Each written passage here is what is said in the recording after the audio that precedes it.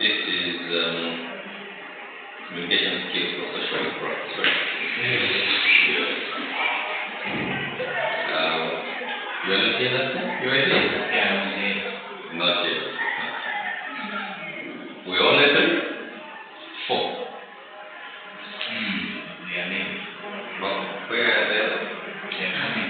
Others, they are outside. They are the channel. They are still eating. What's the level?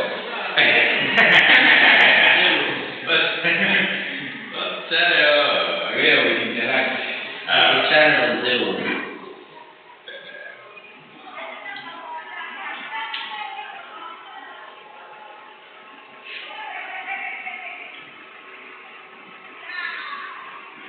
Have you guys ever done any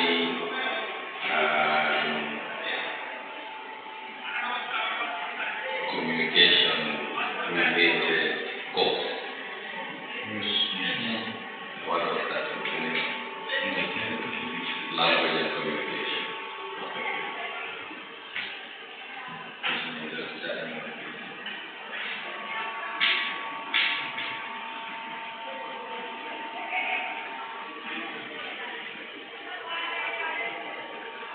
What is it that you were covering in this course? Is that grammar? Or Yeah, things like grammar, citation. citations? Yeah, it was much based on citation. Pretty much academic work. Yeah. Okay.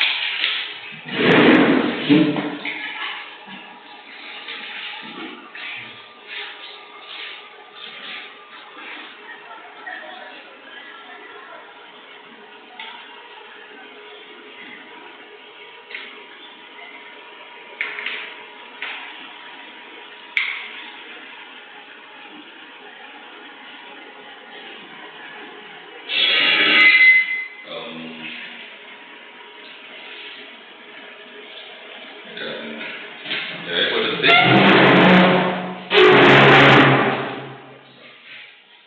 That's my name. For those who were not here last time, you will choose either call me Mr. President or Mr. Masuru, whichever makes you happy or satisfied.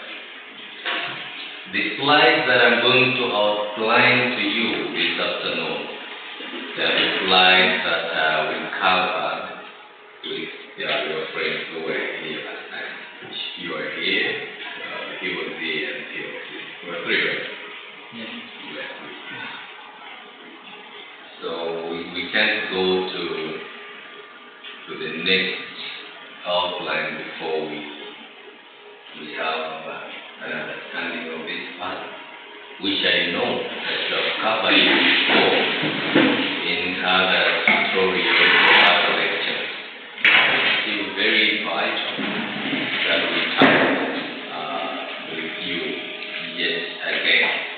So because I know you know most of these things, there will be great speed in how we handle this, considering that we have already wasted a couple of minutes. So I don't know, how should we handle this class? Because last time, I know today, but last time things kind of overlapped with your lunchtime.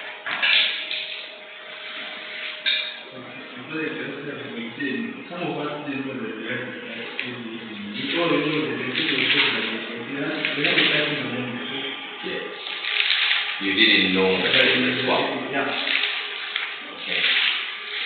But now it's established that this is the type of swap. So we're okay with one, right? Great. Language and communication skills. The society, in most cases, the society, one of the traits that it's supposed to have is communication. Very paramount in our everyday living. Association and whatever. There is need for an element of communication. And with communication, there is a very good language. How do people communicate? How do you communicate with one another? How do you live as a community? How do you know that these are Tumboka, these are Chewa, these are Tonga?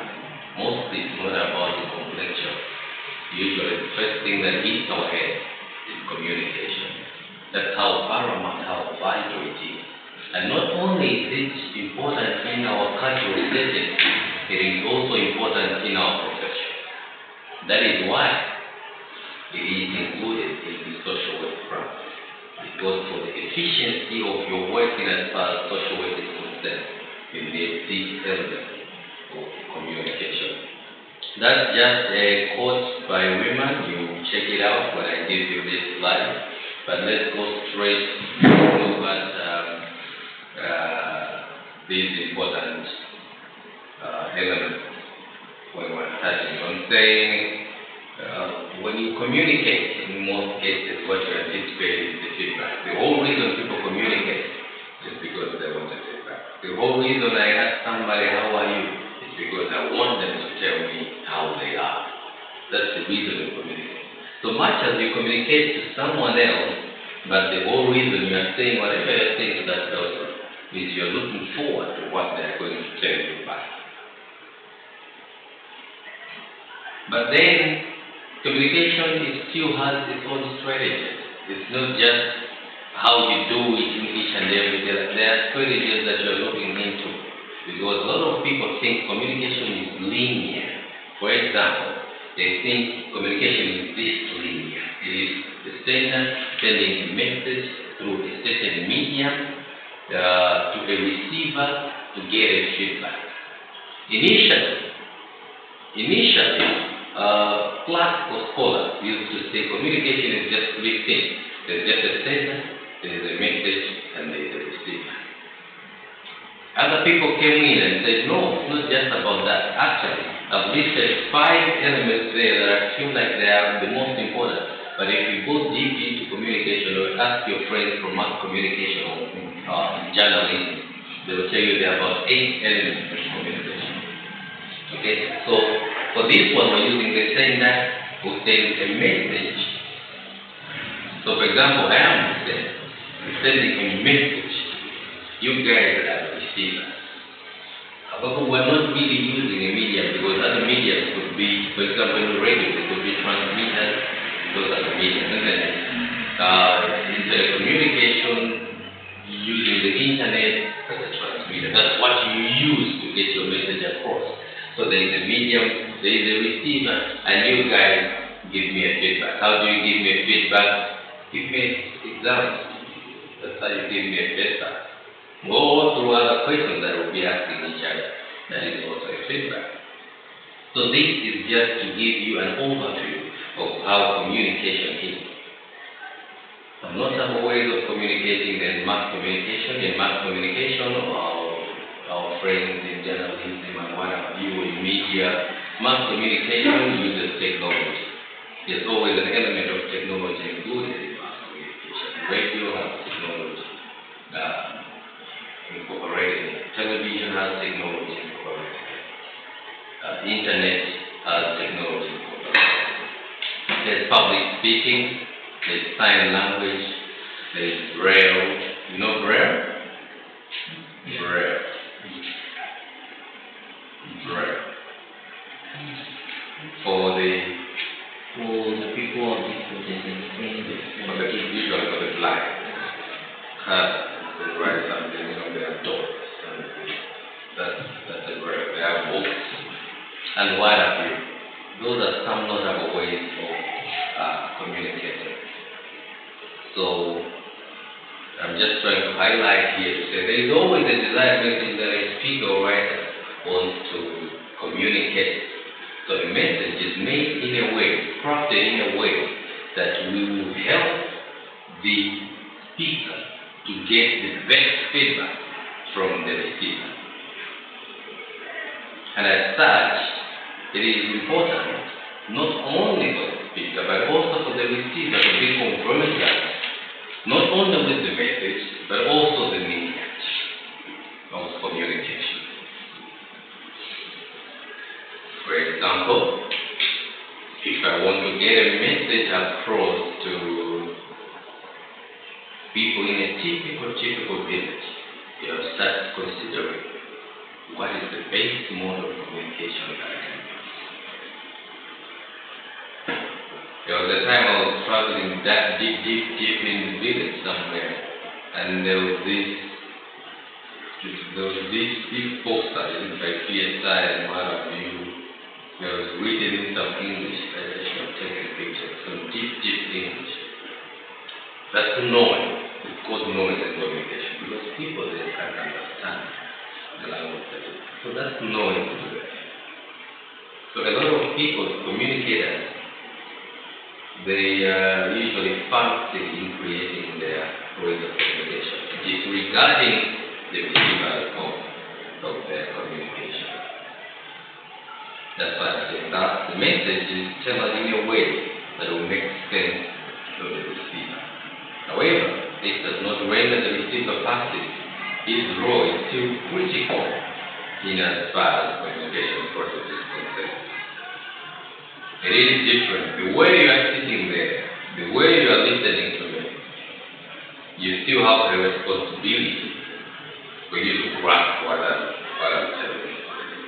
It's not like everything that I say will just go into you, it doesn't work like that. You have a responsibility to try to make sense of what I say. How do you embrace that kind of responsibility? One example is the eye contact which I do. You think that eye contact is going to help you to grasp what I'm saying. If you felt within the eye contact wasn't relevant, you would have been doing like what she's doing. So everyone has a way of how they feel like they can get the best out of this thing. So it's not necessarily up to me. Some other people decide to look at the back. I think it's in the secular school where you kind of like need to, like you have a gun in your head and you have to listen to me, you have to look at me, you have to. But this is a bit different. So I look at all those structures that form the communities of communication. In this community, how does communication work? In this society, how does communication work? If I was in the church